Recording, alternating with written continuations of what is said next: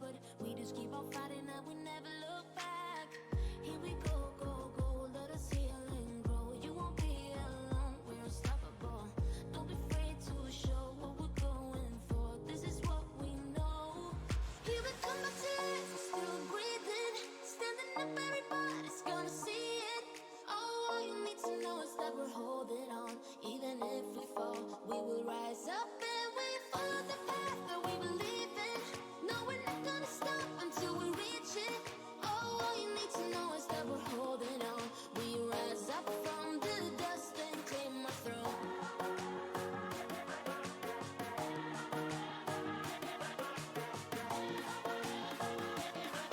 We rise up from the dust and claim our throne. We rise up from the dust and claim our throne.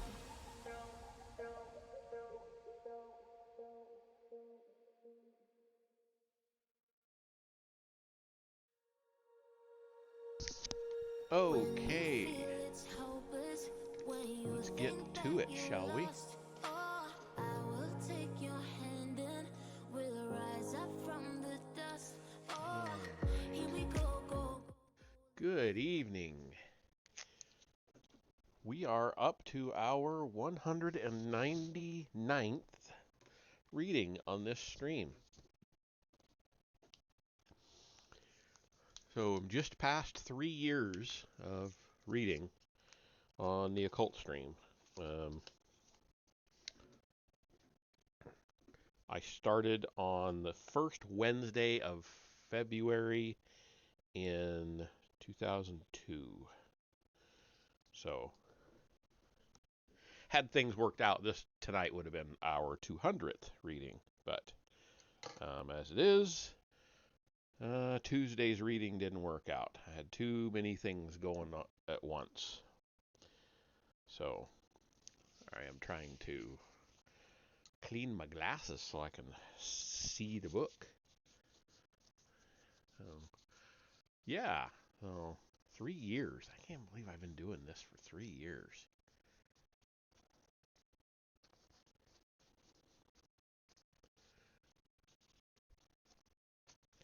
All right. Now that I can see through the glasses, kick back and let's see. We're on chapter 17. So 17 and 18 tonight. And I don't remember how many there were in total, but it'll work out to where we read, we have an even read in 2 chapters every night. So anyway, moving on. So chapter 17 is cyber warfare, battling it out online. And we have 2 different quotes this time. First is, companies should expect a full-scale organized attack from critics, one that will simultaneously overrun blog comments, Facebook fan pages, and an onslaught of blogs, resulting in mainstream press appeal. Start by developing a social media crisis plan and developing internal fire drills to anticipate what would happen. That's by Jeremiah Owyang, Owyang, Altimeter Group, webstrategist.com. The second quote is, never forget the press is the enemy. The press is the enemy. Write that on a blackboard 100 times. By Richard Nixon. Okay. In bygone days, a company might hire a PR man to make sure people talked about their company. Today, even a company with little interest in self-promotion must hire one, simply to make sure people don't say untrue things about their company. If If it was once about spreading the word, now it's as much about stopping the spread of inaccurate and damaging words. When the entire system is designed to quickly repeat and sensationalize whatever random information it can find, it makes sense that companies would need someone on call 24/7 to put out fires before they start. That person is often someone like me. One of my first big contracts was a $10,000 gig to handle a group of trolls who had been vandalizing a client's Wikipedia page and filling it with lies and rumors. These quote unquote facts were then showing up in major newspapers and on blogs that were eager for any gossip they could find about the company. How do we just make it stop? The company pleaded. We just want to be left alone. It's the same predicament Google found itself in when Facebook hired a high profile PR agency to execute an anonymous whisper campaign against them through manufactured warnings about privacy. Bloggers of all stripes had been pitched with the idea of building enough buzz for the grand finale. Editorials in the Washington Post, Politico, USA Today, and the Huffington Post. Like my client, Google was stunned by the plot. Imagine a $200 billion company saying, "Make it stop, we just want to be left alone." But they were effectively reduced to that. "We're not going to comment further," Google told reporters during the firestorm of controversy. "Our focus is delighting people with great products." Quote unquote. Sure, go ahead and focus on that. Google, but it doesn't matter. Uh, okay. Once this arms race has begun, things can't just go back to normal. It escalates. A company sees how easy it is to plant stories online and hires a firm to attack its competitor. Blindsided by the bad publicity, the rival hires a firm to protect itself and then to strike back. Thus begins an endless loop of online manipulation that can cost hundreds of thousands of dollars, and that's the easiest of the PR battles the company may have to face. Consider what happened to the French yogurt giant Danone, which was approached by Fernando Motalis, a video producer in Brazil, with two hypothetical videos. One, he said, was a fun spoof of their yogurt, which was designed to improve digestive health and other bodily functions. The other, he said, was a disgusting version of the first video, with all the indelible scatological images implied by such a spoof. He might be more inclined to release the first version, he said, if Dannon was willing to pay him a fee each time it was seen. It felt more like blackmail, said Renato Fisher, the Dannon representative who fielded the inquiry to the MIT Technology Review. Well, that's because it was blackmail. It was extortion via viral video. Nor is it a profit motive to the only. Why am I stumbling so much? Nor is it a profit motive the only. I did it again. Nor is a profit motive the only thing that might make someone utilize these tactics. The hacking of the DNC in 2016, potentially by Russian operatives, and the hacking of Sony Pictures, potentially by North Korea, were both attempts to intimidate and influence through this kind of media shakedown. Mm-hmm. The implicit shakedown. Molates's hustle is one of many styles of a shakedown that happens across the web countless times a day. Its only distinguishing feature was its brazenness. It's usually couched in slightly more opaque terms. Take Michael Arrington's TechCrunch post entitled, "Why We Often Blindside Companies." What begins as an apparent discussion of the site's news policy I see as a veiled threat to the Silicon Valley tech scene, after a startup founder had, for the second time, publicly announced news about her own life before Arrington's site had a chance to write about it. TechCrunch told her they were writing a story about her, so she broke the news herself. Arrington decided to make an example out of her. First, he told his readers that he had nasty personal information on the founder that he had been reluctant to publish. This was a not so subtle reminder that he had dirt on everyone and that his personal whim decided whether it got out or not. Then Arrington took his stand, saying the founder would no longer be getting any calls from him, quote, getting any calls from him in the future to give her a heads up that TechCrunch is breaking news about her startup, end quote. As though the journalist's job to speak to sources they were writing about were a courtesy. He concluded on a friendlier note, quote, treat us with respect and you'll get it back. That's all we ask, end quote. He may have ended this post nicely, but his message sounds no less extortionary to me than Motalisa's. Afghan warlords have a name for this strategy, Gaban, which means to demand protection from a threat that you create. Many blogs employ it subtly, extorting through a combination of a sense of entitlement and laziness. A mostly positive 2010 Financial Times article about the rising influence of blogs covering the luxury watch market featured a small complaint from a watch manufacturer about a blogger who often got important details and product specifications wrong, in addition to having typos and bad grammar. In response, the editor of another watch industry blog, The Watch Lounge, leapt into the site's defense. Quote, what is the luxury watch industry doing to help him become a better writer, end quote, he demanded to know. Quote, and for that matter, what is the industry doing to help any of these bloggers become better writers, end quote. I would ask the same question of him, but I once posed to a blogger who kept getting a story about American Apparel wrong. Quote, when you find a mistake, he said, email me and point it out, end quote. I had to ask, hey man, why is it my job to do your job? A while back, a plane of a major airline experienced potentially catastrophic trouble in the air. Despite a flaming engine and poor odds, the pilot managed to land it safely, saving the lives of 400 plus passengers.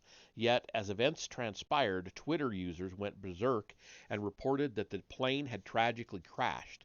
In reality, not only had the plane landed safely, but the pilot acted like a gentleman from another generation, offering the passengers his personal telephone number if they had more questions or wanted someone to talk to. He exuded humble and quiet heroism that should have been recognized. Only nobody knew about it because the story online was so different. The Harvard Business Review criticized the airline for not responding quickly enough with marketing spin and for not magically stopping the rampant online speculation. They wrote, quote, what a pity that social media users, in their well-known enthusiasm for being first to share breaking news to their followers, would unwittingly conspire to obscure the big story of a pilot's life-saving landing, end quote. Yes, a pity. A word a neighborhood thug might use in the hypothetical, it's a pity if something ever happened to this nice little shop of yours, and then try to collect monthly protection. These are the economics of extortion. The threat is less overt than pay us or else, but it's a demand nonetheless. You must provide more fuel to the story and get out in front of it, even when there are more important things going on, like, not letting the jet crash, or your reputation will be ruined. To not do this is to risk a vivid misperception that is impossible to correct with the truth or anything else. A culture of fear.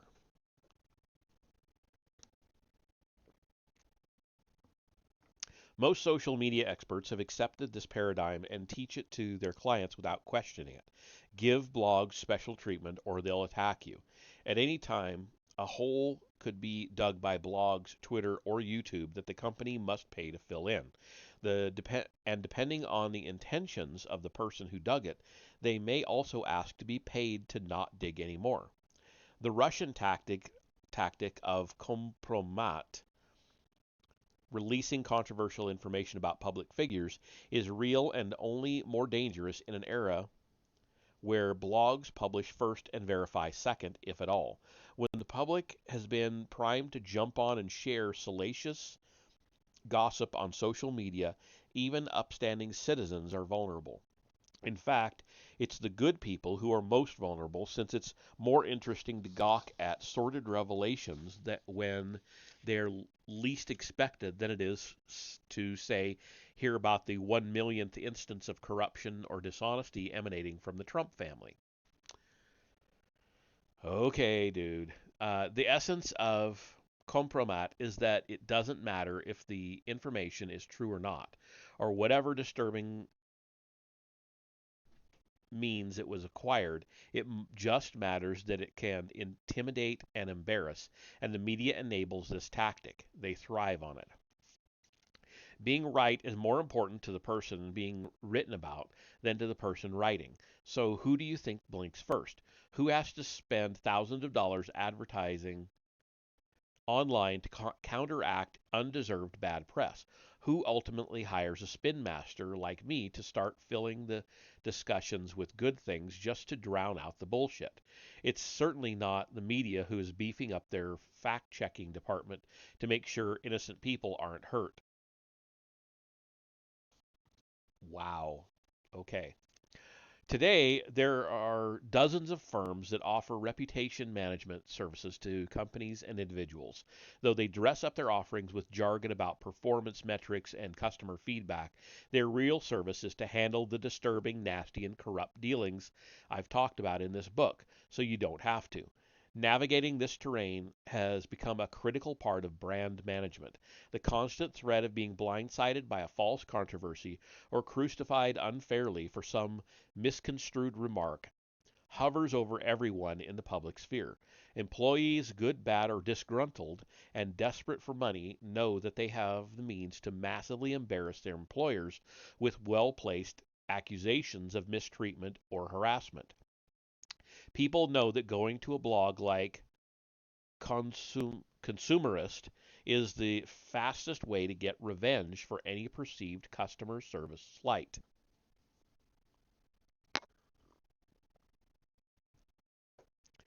That there are a million eyes watching, each incentivized to demagogue their way to a traffic payday,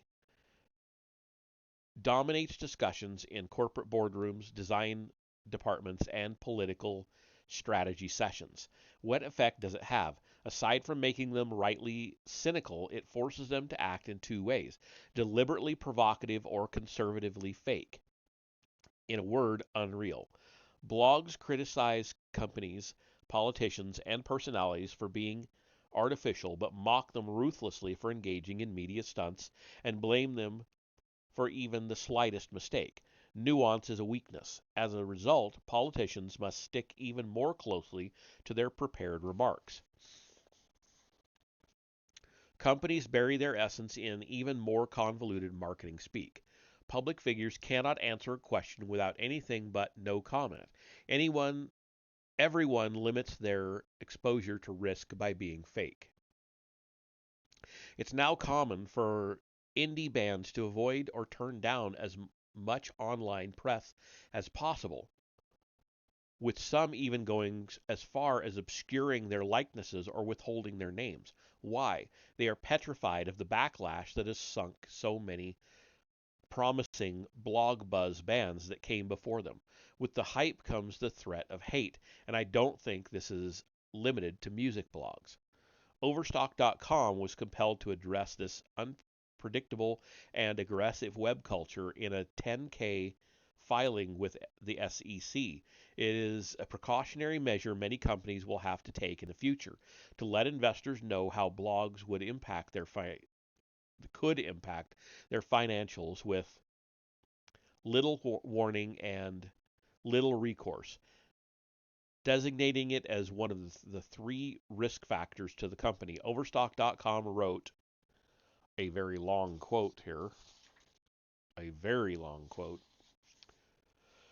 Use of social media may adversely impact our reputation.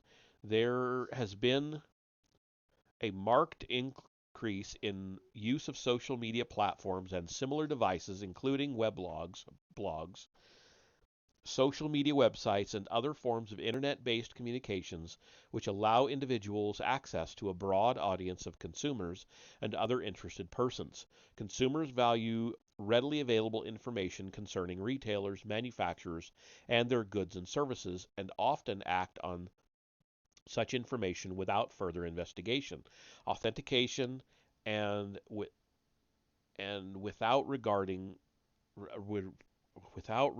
to its accuracy. The availability of information on social media platforms and devices is virtually immediate, as it is its impact. Social media platforms and devices immediately publish the content their subscribers and participants post, often without filters or checks on accuracy of the content posted. The opportunity for the dissemination of information, including inaccurate information, is seemingly limitless and readily available. Information concerning the company may be posted on such platforms and devices at any time. Information posted may be adverse to our interests, it may be inaccurate, and may harm our performance, prospects, or business. The harm may be immediate without affording us an opportunity for redress or correction. Such platforms also could be used for dissemination of trade secret information, compromise of valuable company assets, all of which could harm our business, prospects, financial condition, and the results of operations. End quote. Told you it was a long one. Alarmist? Maybe. But I have seen hundreds of millions of dollars of market cap evaporate on the news of some bogus blog post. When the blog Engadget posted a fake email announcing a supposed delay in the release of a new iPhone and Apple operating system, it knocked more than $4 billion off Apple's stock price. Maybe you're not sympathetic to big corporations. What about when Eater LA published a report from an anonymous reader stating that a popular Los Angeles wine bar not only had egregious health code violations, but also was advertising gourmet items on its menu while really serving generic substitutes. Quote, besides not adhering to simple food safety standards such as soap, sanitizing, and throwing out chicken salad that's 2 weeks old, 90% of all fresh menu items are cooked days beforehand and sit in the fridge. End quote. Like so many online reports, this one turned out to be wrong, completely wrong. So Eater added an update that said the proprietors disputed the story, yet the post, the disgusting hygiene allegations, and the headline remained the same. The post stayed up for people to read and comment on. Only after a second update, prompted by the threat of a lawsuit, did Eater begin to admit any wrongdoing.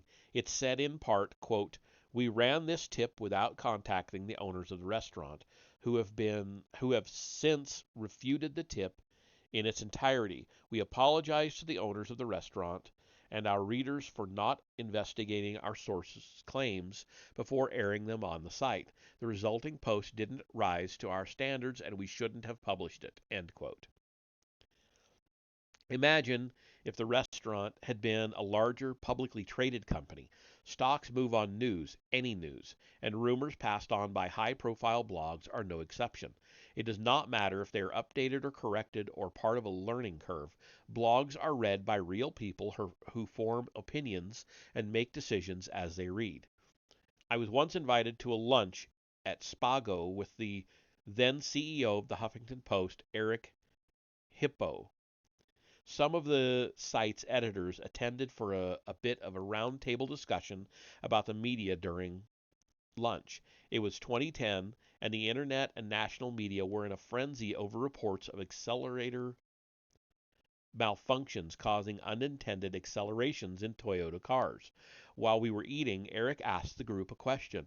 How could Toyota have better responded to the wildly out of control PR crisis?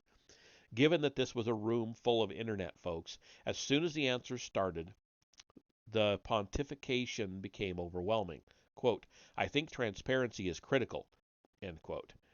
Quote, the companies need to be proactive, end quote. They need to get in front of this thing.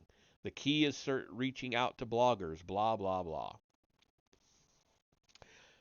It was a conversation I'd heard 1,000 times and seen online almost every day. Finally, I interrupted. None of you know what you're talking about, I said. None of you have been in a PR crisis. You've never seen how quickly they get out of hand. None of you have come to terms with the fact that sites like yours, the Huffington Post, pass along rumors as fact and rehash posts from other blogs without checking them. It's impossible to fight back against that. The internet is the problem here, not the solution. Quote unquote. In subsequent months, I would be vindicated more than I could have anticipated at the time. First, the Huffington Post was hit with a PR crisis and failed miserably at responding by the standards they laid out at lunch. When sued by a cadre of former and current writers for their unpaid contributions, the Huffington Post was anything but transparent. They clammed up, likely on the advice of their lawyers, and didn't cover the lawsuit on their own site. It was not until a few days later that Ariana Huffington posted her first and the only statement about it on the Huffington Post, hardly being proactive or getting out in front of it. What else could she have done? The lawsuit was probably a money grab, but the Huffington Post had to mostly stand there and take a public beating, watching powerlessly as other blogs gleefully dissected and discussed the lawsuit without a shred of empathy.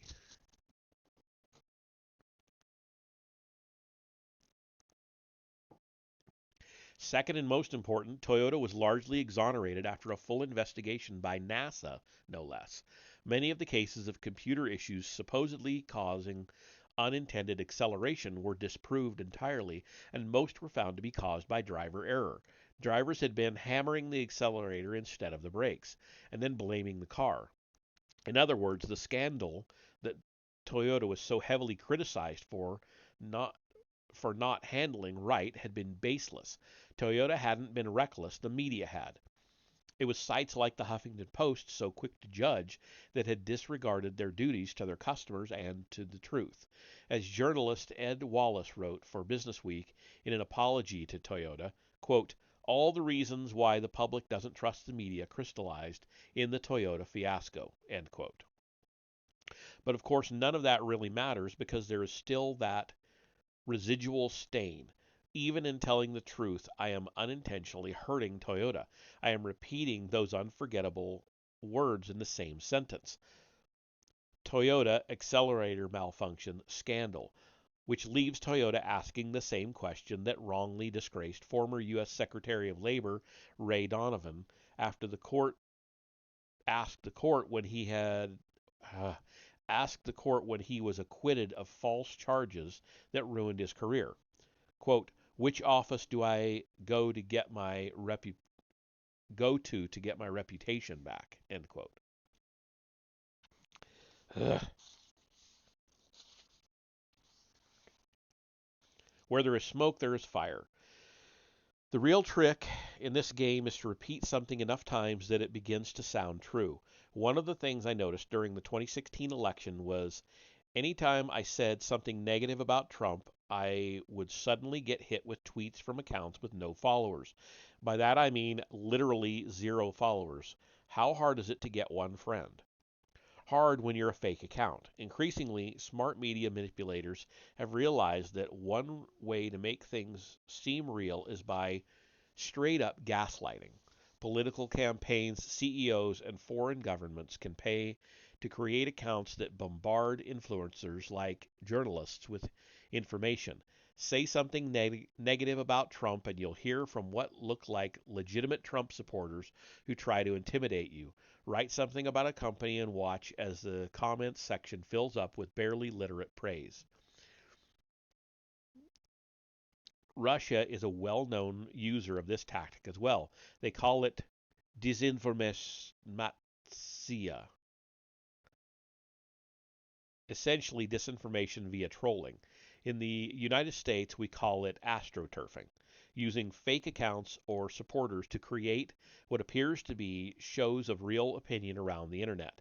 Another word for this is shitposting.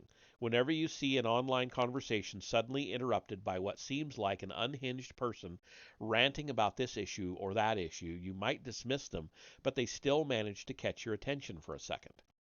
This manages to fool even seemingly skeptical readers.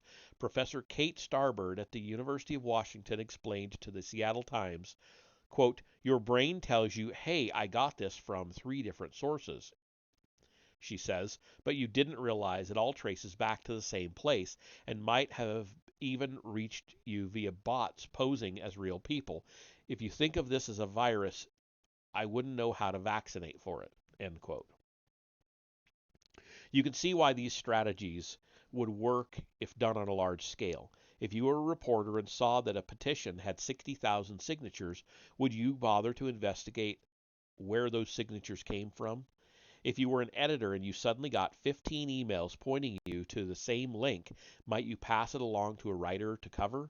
If you were a public figure and you kept getting tweets about something, maybe you'd reply and ask, has anyone heard about this? And even in questioning it, you've helped push that fake idea along.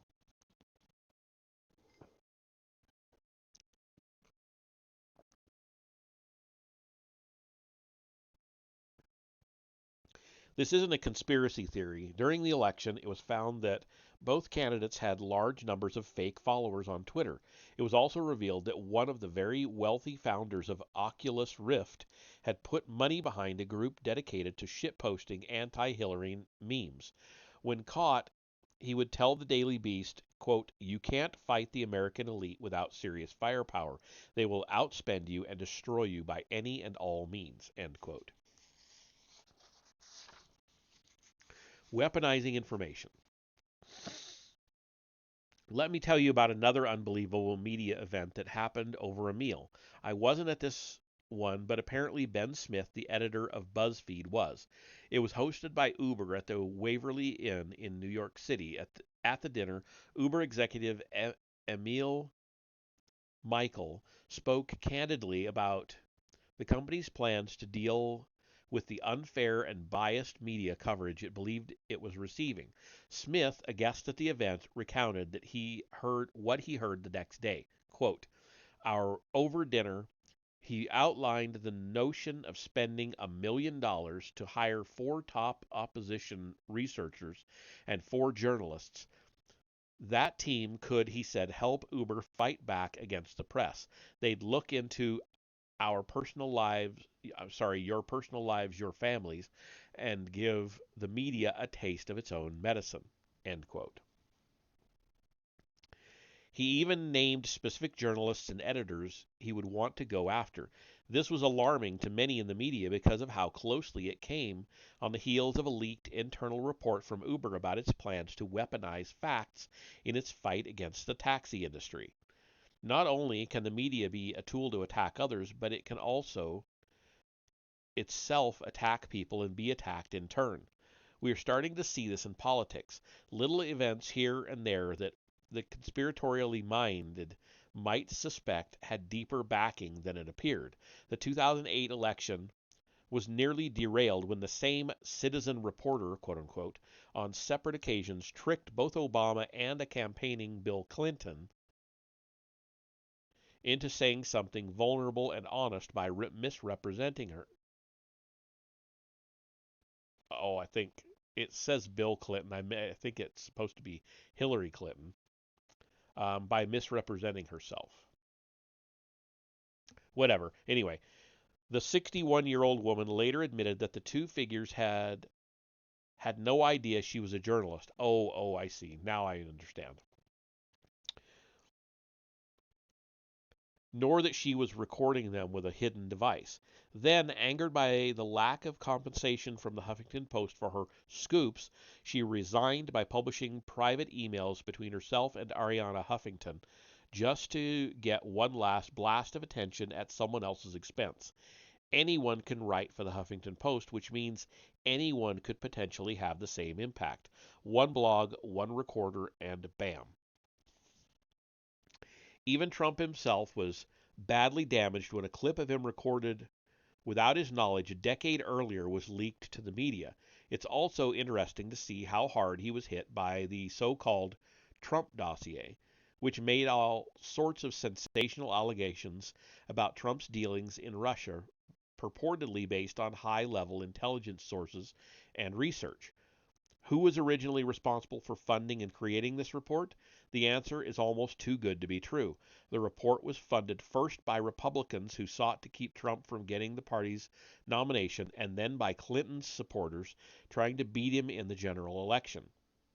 In other words, it was partisan funded opposition research, and who ran it, despite admitting they were unable to verify its content?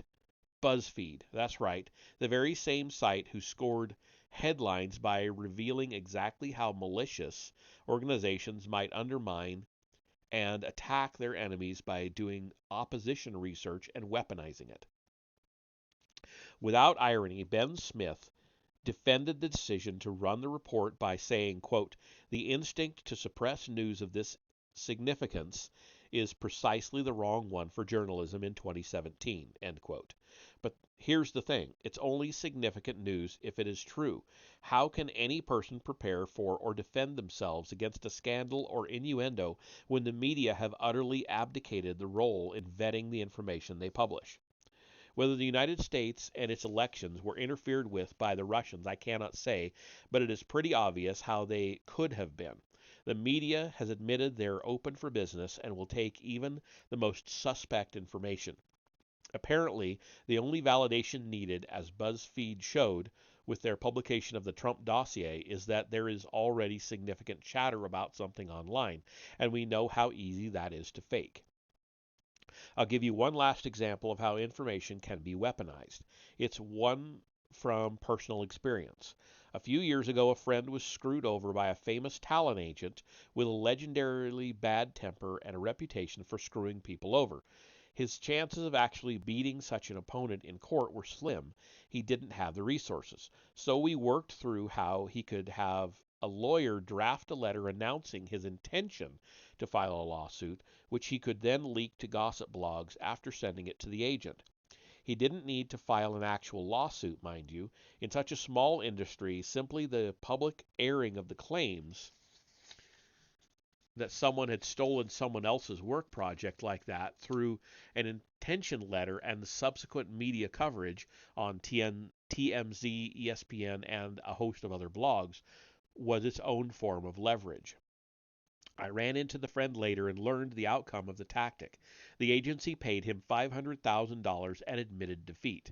I think about this often. That agent might have screwed my friend over, but how easily could this tactic used in response be abused, used against an innocent party? What strikes me is not that it was some elaborate orchestrated con. I don't feel like I discovered some criminal instinct inside myself either.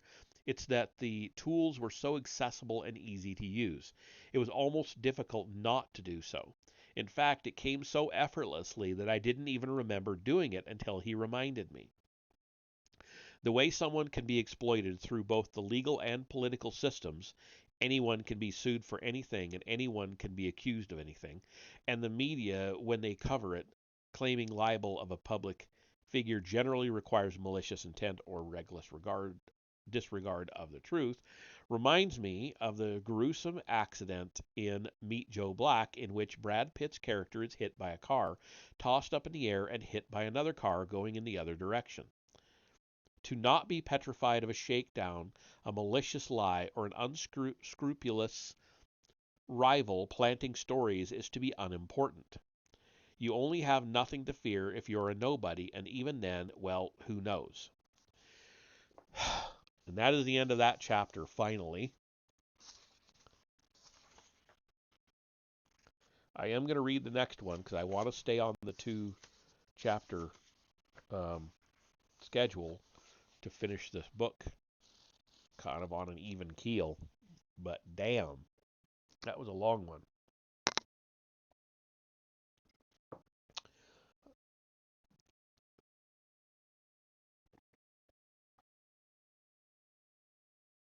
Okay, so jumping right on into chapter 18, the myth of corrections.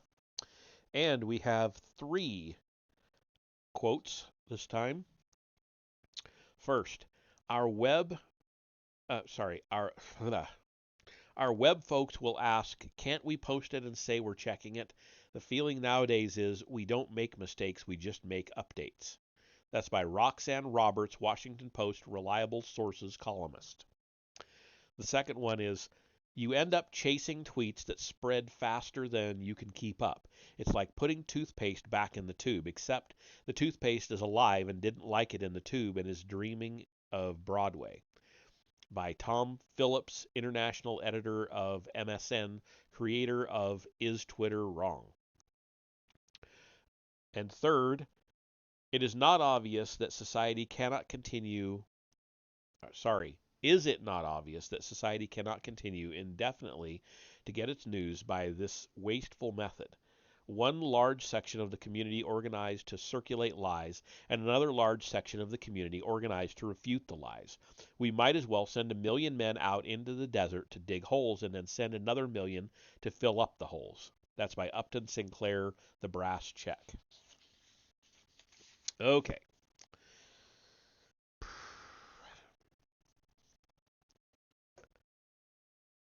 Iterative journalism is possible because of a belief in the web's ability to make corrections and updates to news stories. While fans of iterative journalism acknowledge that increased speed may lead to mistakes, they say it's okay because the errors can be fixed easily. They say that iterative journalism is individually weak but collectively strong. Since the bloggers and readers are working together to improve each story iteratively. As someone who has both been written about as a developing story and worked with people who are writing about this way all the time, I can assure you that this is bullshit. Corrections online are a joke. All of the justifications for iterative journalism are not only false, they are literally the opposite of how it works in practice. Bloggers are no more eager to seek out feedback that shows they were wrong than anyone else is, and they are understandably reluctant to admit their mistakes publicly, as bloggers must do. The bigger the fuck up, the less likely people are to want to cop to it. It's called cognitive dissonance. We've known about it for a while. Seeing someone you know to be Seeing something you know to be untrue presented in the news as true is exasperating. I don't know what it feels like to be a public figure. I realize it's hard to be sympathetic to their feelings, but I have had untruths spread about me online, and I know that it sucks. I know that as a press agent, having seen that many of these mistakes bloggers make are easily preventable, it is extra infuriating, and they feel absolutely no guilt about making them. If you want to get a blogger to correct something, which sensitive clients painfully insist upon, be prepared to have to be an obsequious douche. You've got to flatter bloggers into thinking that somehow the mistake wasn't their fault, or be prepared to be an asshole. Sometimes the resistance is so strong and the entitlement so baked in that you have to risk your friendly to each other's face relationship by calling the blogger out to their publisher's boss. Sometimes it has to get even more serious than that. One of my all time favorite blogger corrections stories involves Matt Drudge, the political blogger sainted in the history of blogging for breaking the Monica Lewinsky story, but few people remember the big political scandal Drudge broke before that one. Based on an unnamed source, Drudge accused prominent journalist and Clinton advisor Sidney Blumenthal of a shocking history of spousal abuse, and one covered up by the White House no less. Except none of it was true. Turns out that there was no evidence that Blumenthal had ever struck his wife, nor was there a White House cover up. The story quickly fell apart after it became clear an anonymous Republican source had whispered into Drudge's ear to settle a political score against Blumenthal.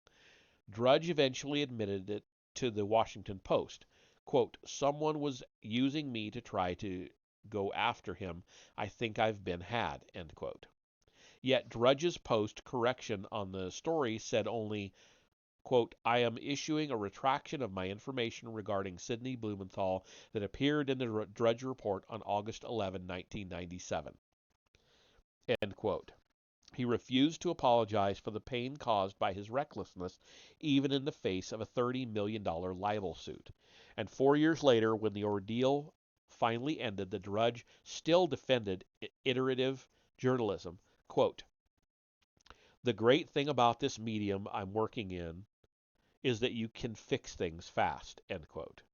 There's only one word for someone like that, dickhead. And at the end of the day, will it even make a difference? The original story almost always spreads faster than the correction. Even if it didn't, the very fact that you are trying to get a correction shows that the incorrect version already had a big head start. There's an old saying, a lie makes its way across lots while the truth has to go around by the dirt road, end quote. It's true, sensational mistakes make have an advantage over sober, meticulous, or disappointing facts. It'd just be nice if people whose job it is to be right for a living, reporters, would anticipate and adjust for it, unless that isn't their job. Correcting people who are wrong for a living. I once gave the show The Price is Right a $500 American Apparel gift card to use as a prize. We thought it'd be funny since the show is television's longest running guilty pleasure. Honestly, I was just excited as a fan. The episode aired in September and was quickly posted by one of my employees on the company's YouTube account. Everyone loved it and got the irony. A cool brand slumming it on a show only old people care about. Well, everyone got it except the popular advertising blog Brand Channel, which posted a non-ironic piece titled American Apparel Taps Drew Carey for an Image Turnaround. With excruciating obliviousness, they proceeded to discuss the merits of my surprising choice to film a back-to-school commercial featuring a mock version of classic U.S. game show The Price is Right, hosted by an all-American TV personality, Drew Carey. How does one begin to correct that? This idiot didn't even bother to look up who the host of The Price is Right was, and figured it was easier to assume the whole thing was an elaborate hoax than to, email and ask why we'd appeared on the show. And what am I, as the publicist, supposed to do? If I had even known how to communicate to the idiot that Drew Carey was in fact the actual host of The Price is Right, and that the video the blogger watched was a clip from an actual episode and not a commercial, I still would have to convince the writer to retract the entire thing, because an update wouldn't have fixed how wrong it was. Since I no longer foolishly hoped for miracles, I didn't even try to correct it, even as other blogs repeated the claims. I just had to sit there and watch as people believed something so stupid was true. The writer was wrong to the point of it actually working to their advantage. If I'd wanted to try to get a correction, however, I would not have made it it would not have made much of a difference. Getting a correction posted takes time, often hours or days, occasionally weeks, because bloggers deliberately drag their feet. Posts do most of their traffic shortly after going live and being linked to. By the time your correction or update happens, there is hardly much of an audience. I recall sending emails to Gawker and Jezebel on several occasions over matters of factual errors and not receiving response. Only after emailing again from the same device, as I told, "Oh, I never got your email." Sure, guys, whatever you say. My anonymous tips seem to arrive in their inboxes just fine. It's the signed corrections that run into issues.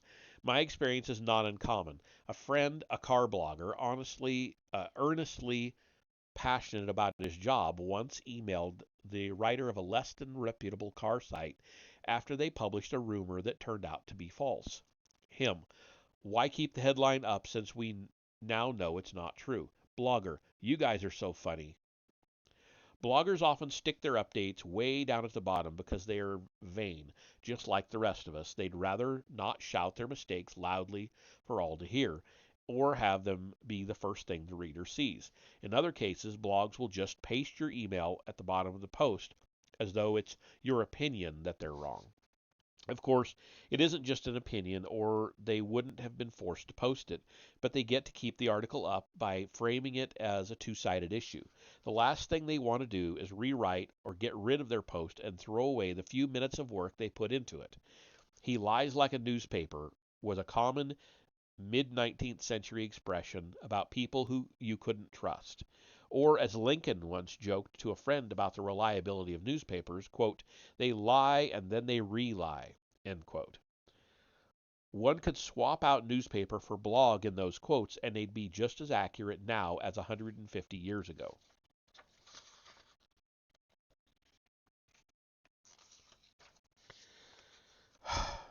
Being wrong. Factual errors are not only one type of error, perhaps what? Let me reread that. Factual errors are only one type of error, perhaps the least important kind. A story is made of facts, and it is the consequences of those facts that creates a news story. Corrections remove those facts from the story, but the story and its thrust remain. Even writers who are adverse to acknowledging errors, but have nevertheless done so, will only under the rarest of circumstances follow the logic fully. The challenge the man, what is wrong with me tonight? The challenged fact requires a re-examination of the premises built on top of it. In other words, we don't need an update, we need a rewrite. It's a real golden age for journalists when they not only get traffic by posting jaw-dropping rumors, but then also get traffic the next day by shooting down the same rumors they created. I once heard Megan McCarthy of Gawker TechMeme CNET speak at an SXSW panel about how false stories such as fake celebrity death reports spread online. During the Q&A, I got up and asked, quote, this is all well and good, but what about mistakes of a less black and white variety? You know, something a little more complex than whether someone is actually dead or not. What about subtle untruths or slight mischaracterizations? How does one go about getting those corrected? End quote. She laughed. Quote, I love your idea that there can be nuance on the internet. End quote. It's too hard to get complicated things right, so why bother? Apparently that was what he got from her answer.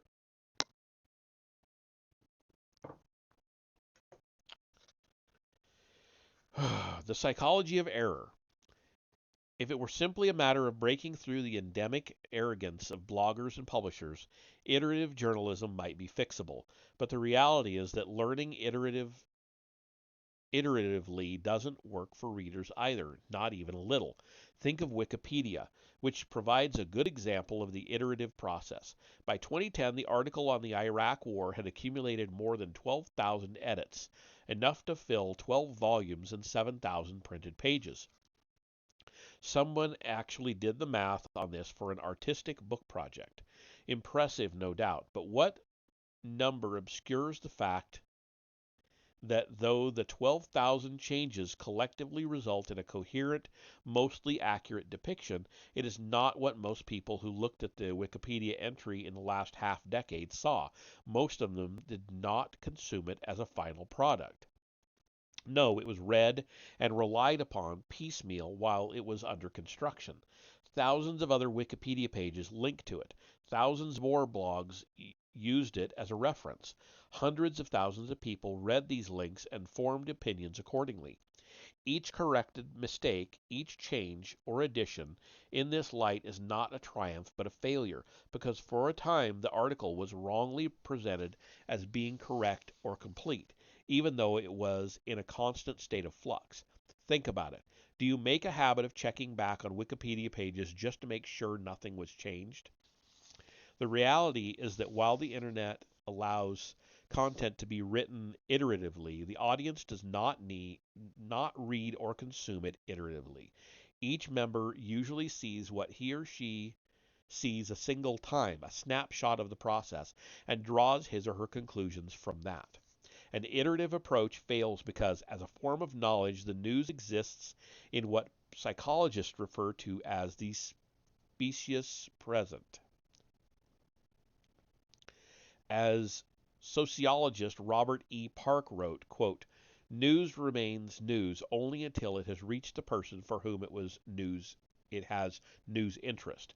Once published and its significance recognized, what was news becomes history." End quote.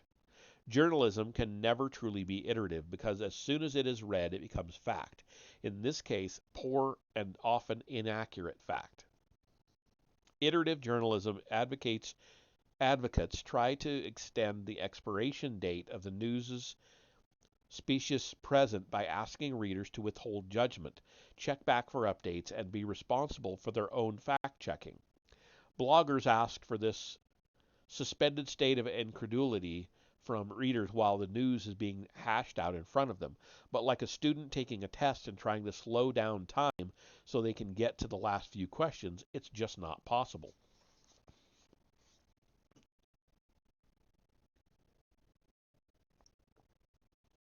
Suppressing one's instinct to interpret and speculate until the totality of evidence arrives is a skill that detectives and doctors train for years to develop. This is not something we regular humans are good at. In fact, we're wired to do the opposite. The human mind, quote, "first believes, then evaluates," end quote, as one psychologist put it. To that, I'd add, as long as it doesn't get distracted first. How could we expect people to transcend their biology while they read celebrity gossip and news about sports?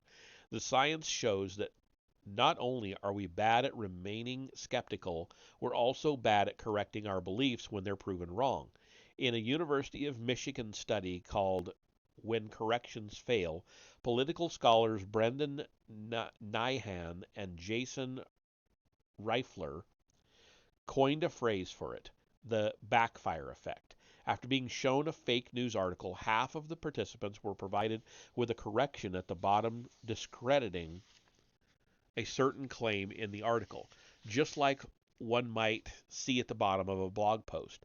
All of the subjects were then asked to rate their beliefs about the claims in the article. Those who saw the correction were, in fact, more likely to believe the initial claim than those who did not, and they held this belief more confidently than their peers. In other words, corrections not only don't fix the error, they backfire and make misperception worse. What happens is that the correction actually reintroduces the claim into the reader's mind and forces them to run it back through their mental processes.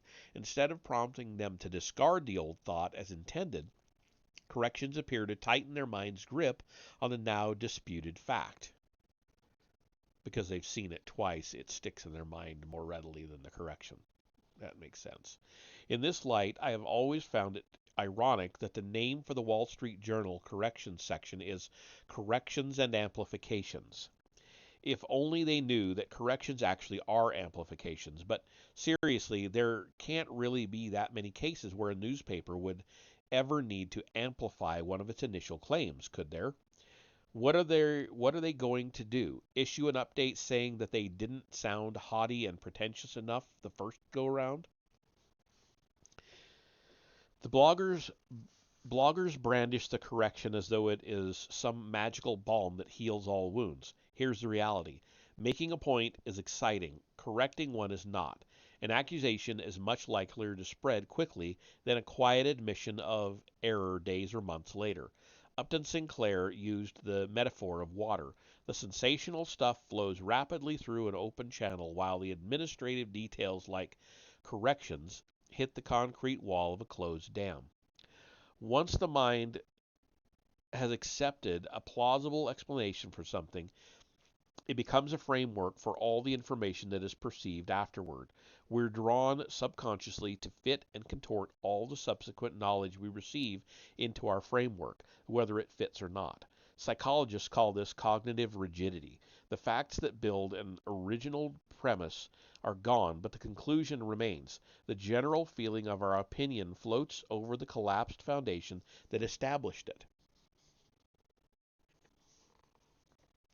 Information overload, busyness, speed, and emotion all exacerbate this phenomenon. They make it even harder to update our beliefs or remain open minded. When readers repeat, comment on, react to, and hear rumors, all actions blogs are designed to provoke, it becomes harder for them to see real truth when it is finally presented or corrected.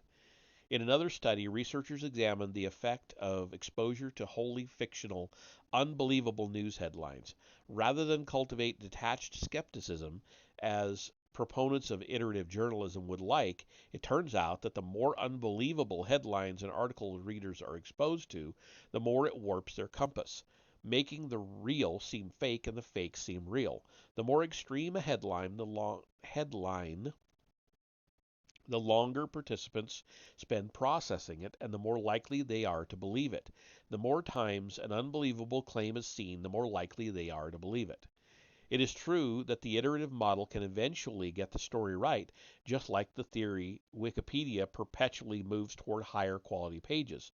The distributed efforts of of hundreds or thousands of blogs can aggregate a final product that may even be superior to what one dedicated newsroom could ever make.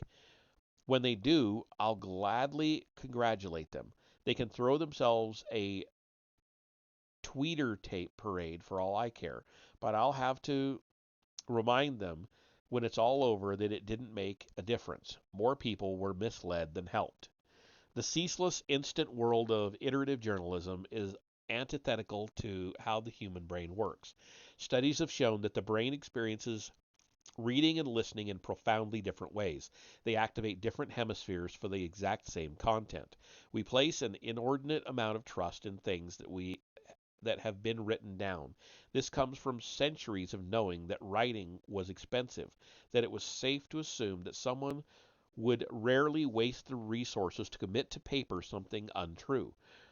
Written word and the use of it conjures up deep association with authority and credence for that are thousands of years old.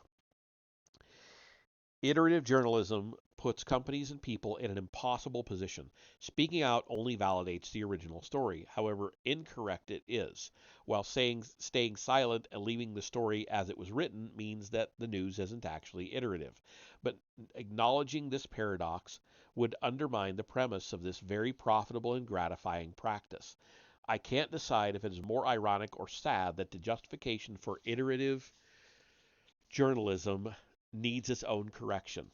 If only Jeff Jarvis, would post on his blog, quote, "Oops, turns out errors are a lot more difficult to correct than we thought, and trying to do so only makes things worse. I guess we shouldn't have pushed this whole ridiculous enterprise on everyone so hard," end quote. That would be the day. Instead, the philosophy behind iterative journalism is like a lot of the examples of bad stories I have mentioned. The facts supporting the conclusions collapse under scrutiny, and only the hubris of a faulty conclusion remains. End of chapter. So,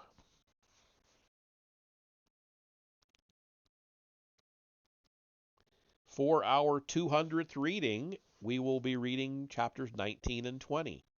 So, yeah, the next time I read will be the 200th stream for the um, occult reading stream. So that's kind of cool. Um, let's see who's around. Oh, anybody out there that? Hmm, you know what? I think I'm not going to raid anybody because I am gonna game a bit. So I will see you all in the next reading. Have a good night.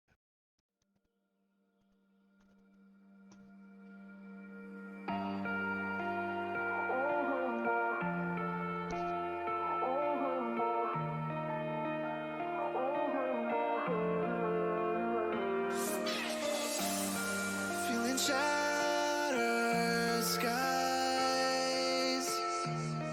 watching teary blue eyes. Wonder where I might find some peace of mind. Not lights like I've had, but more sophisticated into the